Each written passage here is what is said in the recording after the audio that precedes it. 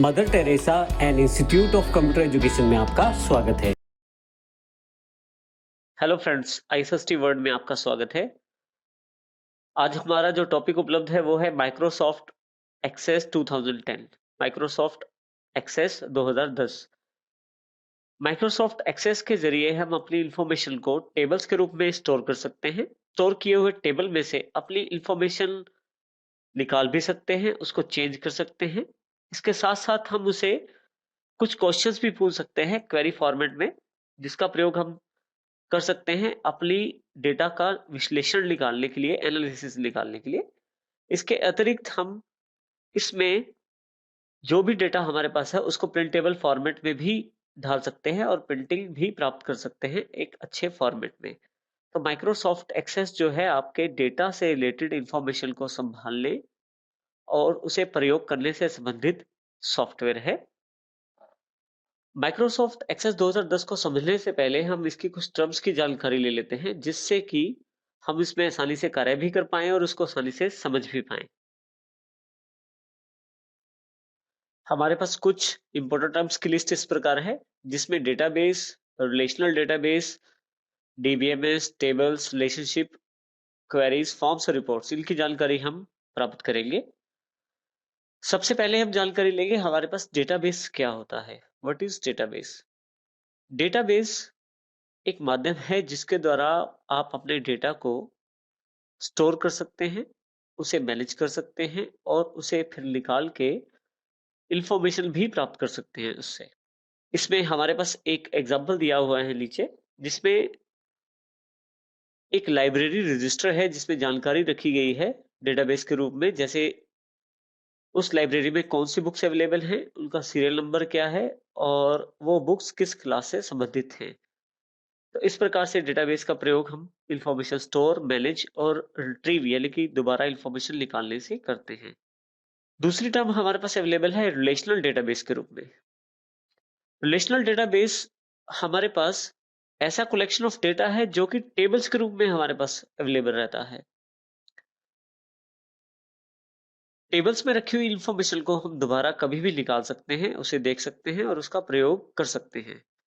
हमारा जो माइक्रोसॉफ्ट का एक्सेस का सॉफ्टवेयर है वो भी एक रिलेशनल डेटाबेस मैनेजमेंट सिस्टम है। डीबीएमएस का अर्थ है डेटाबेस मैनेजमेंट सिस्टम से। इसका प्रयोग कंप्यूटर में हम अपने डेटा को रखने के लिए कर सकते हैं, उसको मैनेज करने के लिए रख सकते हैं और उसके बाद उसका प्रयोग करने के लिए रख सकते हैं। अभी जैसे हमने बात की, हमारे पास जो माइक्रोसॉफ्ट एक्सेस जो सॉफ्टवेयर है वो खुद एक मैनेजमेंट सिस्टम है जो कि डेटाबेस के लिए प्रयोग किया जाता है। डेटाबेस में मुख्यतः जो इंफॉर्मेशन रखी जाती है वो टेबल्स के रूप में रखी जाती है। तो टेबल्स का अर्थ है रोज और कॉलम से मिलके बना हुआ ऐसा कॉम्बिनेशन जिसमें हम अपनी जानकारी को स्टोर करके रख पाए। इसमें जो हमारे कॉलम्स होते हैं उनको हम फील्ड कहते हैं और जो इंफॉर्मेशन रखी जाती है रोज के रूप में उसको हम रिकॉर्ड कहते हैं। अच्छी तरह से समझने के लिए हम एक एग्जांपल यहाँ ले लेते हैं। देखिए, हमारे पास एक टेबल उपलब्ध है जो कि लाइब्रेरी टेबल है जिसकी हम जानकारी अभी ले रहे थे। इसमें सीरियल नंबर, बुक नेम और क्लास से आधारित डेटा को रखा गया है। यदि आप ध्यान दें तो हमारे पास 3 फील्ड अवेलेबल हैं। हम इस तरह भी कह सकते हैं कि हमारे पास 3 कॉलम्स अवेलेबल हैं जो कि हमारी 3 फील्ड्स ही कहलाएंगी, जिसमें फर्स्ट फील्ड जो है सीरियल नंबर है, दूसरी फील्ड बुक नेम है, तीसरी फील्ड हमारी क्लास है। इसी तरह से हमारे पास रिकॉर्ड्स जो रखे गए हैं वो लाइनों के रूप में रखे गए हैं, रोज के रूप में रखे गए हैं, जिसमें फर्स्ट रिकॉर्ड हमारा सीरियल नंबर 1 बुक हिंदी की है और 10th क्लास के लिए अवेलेबल है वो बुक। इसी तरह से सेकंड रिकॉर्ड है जो वो सीरियल नंबर सेकंड इंग्लिश की किताब है और 10th के लिए वो बुक अवेलेबल है।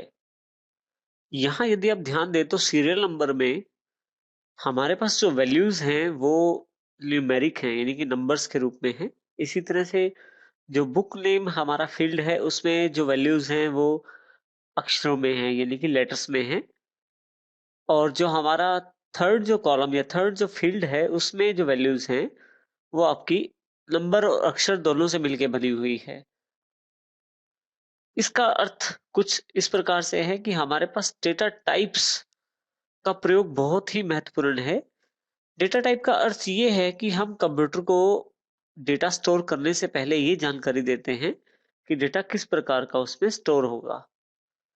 तो बहुत ज़रूरी है एक्सेस में भी कि आप करेक्ट डेटा एंट्री के लिए उसे पहले से जानकारी दें कि डेटा उसमें किस प्रकार का स्टोर होने वाला है, और जो डेटा जिस प्रकार का स्टोर होता है उसे उस प्रकार का डेटा टाइप कहा जाता है। देखिए हमारे पास यहाँ एग्जाम्पल के रूप में टेबल उपलब्ध है जिसमें नेम, एड्रेस और फोन नंबर है।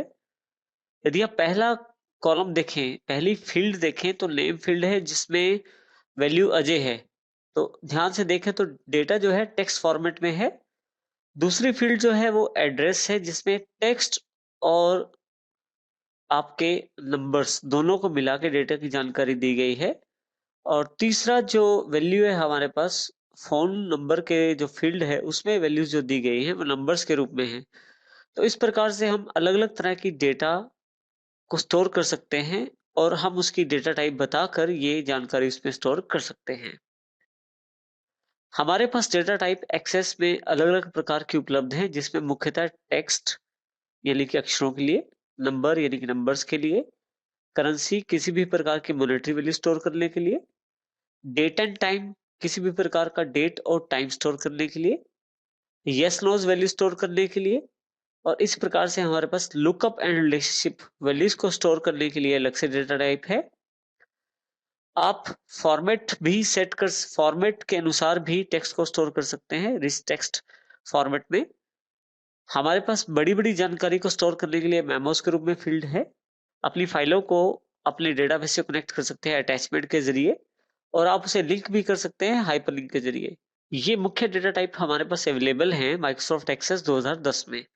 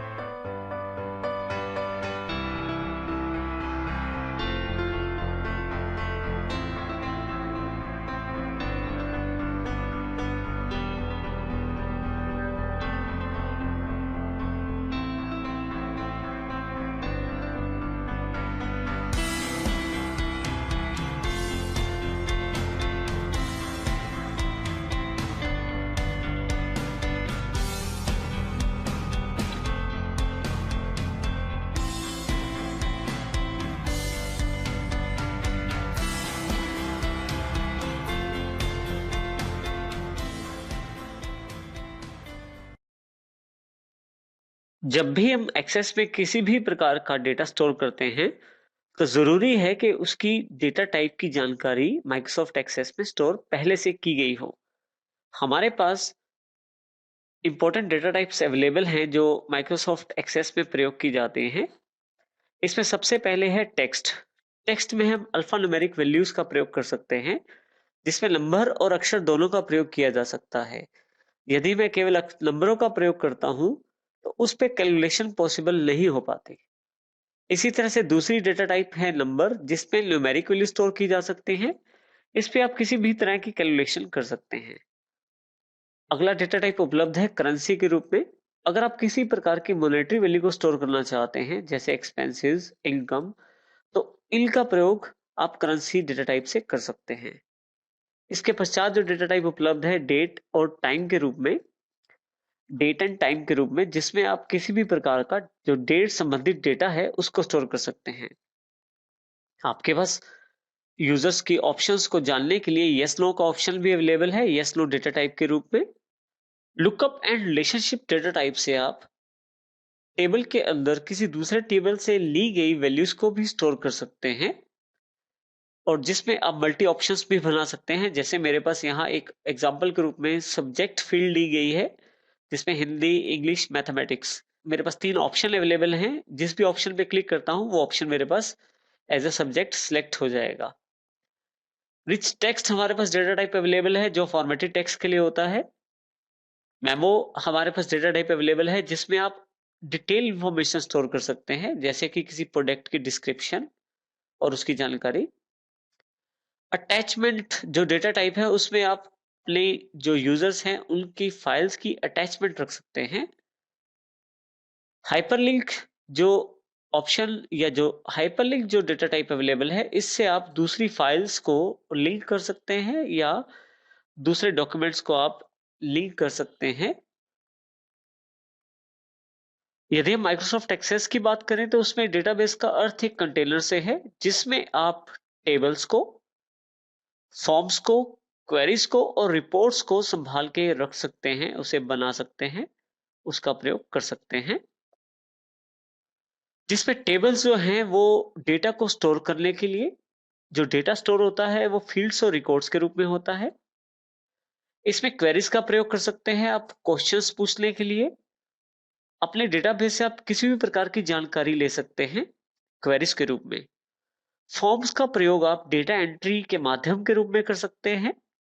रिपोर्ट्स का प्रयोग आप कर सकते हैं अपने डेटा को रिप्रेजेंट करने के लिए प्रिंटेबल फॉर्मेट में, ताकि वो सुंदर दिखाई दे और आसानी से पढ़ा जा सके। इस प्रकार से डेटाबेस इन सब चीजों से मिलके बना है एक्सेस के अंतर्गत। अब हम सभी ऑब्जेक्ट्स जो हमने अभी डिस्कस किए उन सबकी जानकारी लेते हैं अलग अलग रूप से। सबसे पहले जैसे मैंने टेबल की बात की, टेबल जो है हमारा मुख्य माध्यम है डेटा स्टोर करने का माइक्रोसॉफ्ट एक्सेस के अंतर्गत। इसमें जो डेटा स्टोर किया जाता है वो फील्ड्स और रिकॉर्ड्स के रूप में, यानी कि कॉलम और रोज के रूप में किया जाता है, जिसमें कॉलम को हम फील्ड कहते हैं और रो को एक रिकॉर्ड कहते हैं। देखिए यहाँ मेरे पास स्टूडेंट एक टेबल के रूप में उदाहरण उपलब्ध है जिसमें मैंने एक इंफॉर्मेशन स्टोर की है कुछ स्टूडेंट्स की। तो इस तरह से आप स्टूडेंट्स की इंफॉर्मेशन रख सकते हैं अपने डेटाबेस के टेबल्स में। टेबल्स में जो हमारा डेटा स्टोर रहता है उससे हम किसी भी तरह का क्वेश्चन भी पूछ सकते हैं जो कि क्वेरीज के रूप में हो सकता है। जैसे हमारे पास यहाँ उदाहरण के रूप में स्टूडेंट टेबल उपलब्ध है जिसमें स्टूडेंट का नाम, उसका एड्रेस, उसका सिटी, स्टेट, पिन कोड और मोबाइल से रिलेटेड इंफॉर्मेशन स्टोर की गई है। मैं चाहता हूं कि इनमें से उन बच्चों का डेटा मेरे सामने आ जाए जो अंबाला से बिलोंग करते हैं, तो उसके लिए मैं क्वेरीज लगा सकता हूं, यानी कि उनसे क्वेश्चन पूछ सकता हूं डेटाबेस से। यदि मैं ऐसे क्वेश्चन पूछता हूं तो यानी कि क्वेरी लगाता हूं तो मेरे पास कुछ इस तरह का रिजल्ट अवेलेबल रहेगा। इस प्रकार से क्वेरी का प्रयोग आप डेटाबेस में से क्वेश्चन पूछने से कर सकते हैं जिससे जानकारी आपके पास उपलब्ध हो जाए और आप उस डेटा को एनालाइज कर सकें। फॉर्म्स जो कि एक महत्वपूर्ण पार्ट है माइक्रोसॉफ्ट एक्सेस का, ये आपको डेटा एंट्री का एक बहुत ही आसान माध्यम प्रदान करता है और ये दिखने में भी सुंदर रहता है और समझने में भी आसान रहता है। देखिए जैसे मेरे पास स्टूडेंट टेबल का एक फॉर्म अवेलेबल है, इसके अंतर्गत मेरे पास जो फील्ड्स अवेलेबल हैं उन वर्टिकली अवेलेबल हैं। जैसे जैसे मैं इसमें डेटा डालता जाऊंगा मैं अगली फील्ड में आता जाऊंगा और कुछ बटन्स के साथ, इसमें काफी सारे ऑप्शन अवेलेबल हैं, कुछ बटन्स के साथ मैं इसमें डेटा देख भी सकता हूँ, डेटा निकाल भी सकता हूँ और उसे डिलीट भी कर सकता हूँ। इस तरह से मैं पूरे के टेबल के डेटा को यहीं से मैनिपुलेट कर सकता हूँ, यहीं से उस डेटा को कंट्रोल किया जा सकता है, उस डेटा का प्रयोग किया जा सकता है। यदि आप अपने डेटा को प्रिंटेबल फॉर्मेट में देखना चाहते हैं या सुंदर फॉर्मेट में देखना चाहते हैं तो उसका माध्यम है रिपोर्ट्स। ये देखिए मेरे पास स्टूडेंट रिपोर्ट का एक उदाहरण उपलब्ध है जिसमें मेरे पास यहाँ स्टूडेंट रिपोर्ट एग्जाम्पल के रूप में काफी सारा डेटा दिखाया गया है और जो ये डेटा है ये आपका प्रिंटेबल फॉर्मेट में है। यहाँ देखिए नीचे डेट टाइम दिया गया है और साथ ही यहाँ कितने पेजेस हैं और आप कौन सा डेटा देख रहे हैं ये भी जानकारी आपको दी गई है। इस प्रकार से रिपोर्ट्स का प्रयोग आप अपने डेटा को प्रिंटेबल फॉर्मेट में कन्वर्ट करने के लिए कर सकते हैं। एक टेबल में जब डेटा स्टोर किया जाता है तो उसकी कंसिस्टेंसी बनाने के लिए हमारे पास प्राइमरी की और फॉरेन की के रूप में दो टूल अवेलेबल हैं। सबसे पहले प्राइमरी की को समझते हैं। प्राइमरी की उस कॉलम को कहते हैं या उस फील्ड को कहते हैं जिसमें सभी वैल्यूज अलग अलग होती हैं और जिससे कि हर एक रो को अलग रूप में पहचाना जा सकता है। जैसे यहाँ हमारे पास स्टूडेंट जो टेबल है उसमें एक आईडी की फील्ड है जिसमें हर एक नंबर अलग अलग है और इसी के आधार पे आप स्टूडेंट की पहचान कर सकते हैं और इसी के कारण हर एक रिकॉर्ड दूसरे रिकॉर्ड से अलग माना जाता है। फॉरेन की का अभिप्राय किसी टेबल की प्राइमरी की का दूसरे टेबल में प्रयोग करने से है। देखिए हमारे पास दो टेबल अवेलेबल हैं, स्टूडेंट और प्रोजेक्ट्स। प्रोजेक्ट्स टेबल के अंतर्गत मैंने स्टूडेंट आईडी का इस्तेमाल किया है, तो मैंने एक टेबल की प्राइमरी की को दूसरे टेबल में जब प्रयोग किया तो वो वहां पे जाकर फॉरेन की के रूप में उपलब्ध हुई। तो इसका अर्थ ये है कि जब हम टेबल में किसी टेबल की प्राइमरी की को दूसरे टेबल में प्रयोग करें तो वहां वो की एज अ फॉरेन की काम करेगी।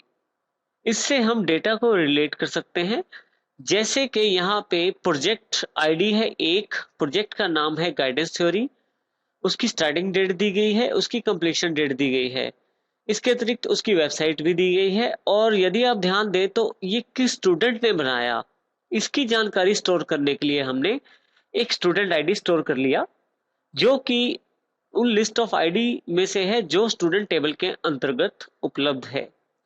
इस तरह से एक टेबल का जो जानकारी है उसको मैंने दूसरे टेबल से रिलेट कर दिया है। इस तरह से फॉरेन की का प्रयोग आप कर सकते हैं अपने टेबल्स में। तो अभी तक हमने जो चीजें अध्ययन की हैं वो सब इंपॉर्टेंट टर्म्स हैं डेटाबेस की। इसके पश्चात आने वाले चैप्टर्स में हम अध्ययन करेंगे माइक्रोसॉफ्ट एक्सेस के बारे में।